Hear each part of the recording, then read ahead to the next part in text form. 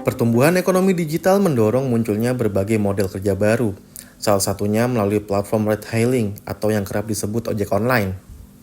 Menurut laporan ekonomi C 2024 yang disusun Google, Temasek, dan Bain Company, nilai transaksi layanan ojek online di Indonesia pada 2024 mencapai 9 miliar US dollar atau sekitar 141,9 triliun rupiah.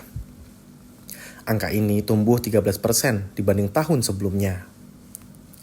Kinerja keuangan perusahaan-perusahaan platform ojek online juga tercatat tumbuh signifikan. Pada kuartal pertama 2025, PT Gotoh, Gojek Tokopedia Tbk membukukan pendapatan bersih sebesar 4,23 triliun rupiah, meningkat 4% dibandingkan periode yang sama tahun lalu. Berdasarkan laporan keuangan publikasi Bursa Efek Indonesia pada 29 Mei 2025, kenaikan pendapatan itu ditunjang dengan penurunan beban-beban dalam 3 bulan di tahun ini. Total beban dan biaya berkurang hingga 11,9% menjadi 4,42 triliun dari sebelumnya mencapai 5,02 triliun rupiah. Pertumbuhan pendapatan Gotoh sejalan dengan peningkatan gross transaction value inti grup 4% secara tahunan atau year on year menjadi 83,2 triliun rupiah. Grab mencatat kinerja keuangan yang solid pada kuartal pertama tahun 2025. Dalam 3 bulan pertama, perusahaan meraih pendapatan sebesar 773 juta US dollar, meningkat 18% dibandingkan periode yang sama tahun sebelumnya yang tercatat 652 juta US dollar. Pencapaian ini turut mendorong Grab mencatatkan laba bersih sebesar 10 juta US dollar, berbalik arah dari rugi 115 juta US dollar pada kuartal 1 tahun 2024.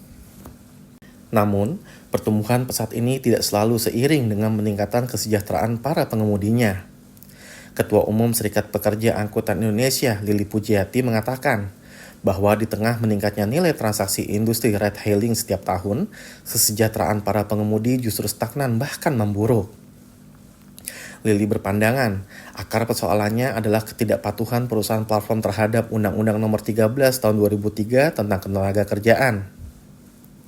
Hal ini membuat pengemudi ojek online dikategorikan sebagai mitra, bukan karyawan tetap.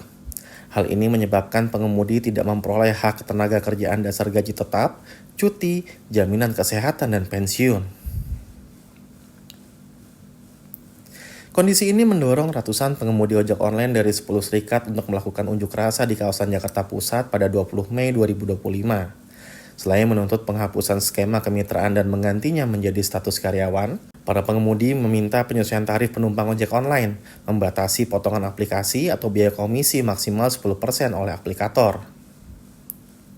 Adapun, biaya komisi diatur dalam Keputusan Menteri Perhubungan Nomor 667 Tahun 2022. Dalam belet ini, biaya komisi ditetapkan maksimal 20%. Namun, SPAI mencatat, hingga saat ini perusahaan platform masih melanggar regulasi dengan memotong tarif hingga 70%.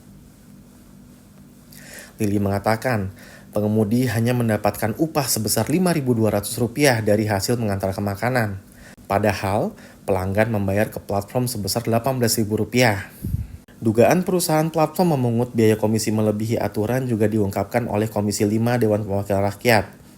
Anggota Komisi 5 DPR, Reni Astuti, mengatakan dirinya telah menerima laporan bahwa aplikator seperti Gojek, Grab, dan Maxim mengambil komisi sekitar 30% hingga 50% dari pengemudi ojek online. Aksi 20 Mei 2025 dengan tuntutan utama mengenai potongan biaya aplikasi 10%. Dasar dari kami menentukan 10% ini akibat ulah dari aplikator sendiri, Pak. Mereka sudah ditentukan regulasi dari Kementerian Perhubungan.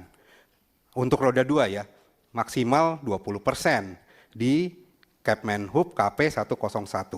Namun bertahun-tahun dari semenjak 101 itu keluar hingga saat ini, detik ini, mereka masih memotong lebih dari 20% hingga mencapai hampir 50%. Ini apa?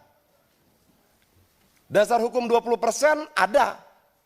Tapi dasar hukum ini apa? Rp15.300 dari tagihan Rp36.000. Ini dari konsumen, dari pemesan. Dari pemesan diambil sekian, dari driver diambil sekian. Itu loh.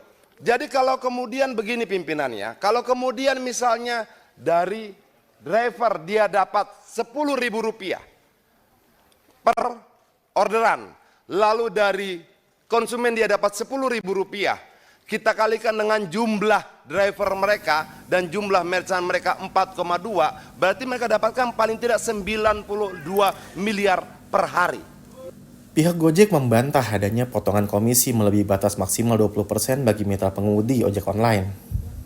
Sementara itu, Grab secara eksplisit menolak tuntutan menurunkan potongan aplikasi dari 20% menjadi 10%. Alasannya, 20% digunakan untuk mendanai berbagai layanan seperti pengembangan aplikasi, operasional, layanan pelanggan 24 jam, telepon gratis dalam aplikasi, hingga asuransi perjalanan. Ekonom digital sekaligus Direktur Eksekutif Information and Communication Technology Institute, Heru Sutardi menilai pertumbuhan bisnis ride-hailing di Indonesia masih menjanjikan. Namun pendapatan saat ini belum mencerminkan keadilan. Heru juga mengkritik alasan aplikator yang kerap menyebut potongan komisi 20 hingga 30% digunakan untuk biaya sistem dan pengembangan aplikasi. Pasalnya, biaya itu sebenarnya dibebankan ke konsumen saat transaksi. Ia menyebut, praktik seperti ini tidak adil, terlebih di tengah kondisi ekonomi yang semakin menekan daya beli masyarakat. Karena itu, Heru menekankan pola kemitraan antara aplikator dan mitra pengemudi perlu diatur ulang. Ia merekomendasikan agar pemerintah turun tangan secara serius dan memfasilitasi dialog antara semua pihak, yakni mitra, konsumen, aplikator, dan regulator, untuk merumuskan model kerja yang adil.